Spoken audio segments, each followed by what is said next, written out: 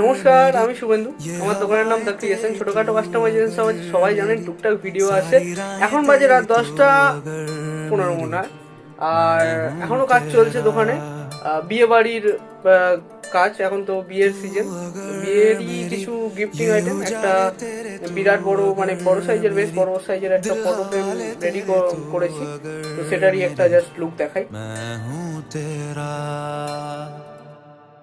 बेताब सा मोहब्बत का तू इनकलाब है मेरा जहां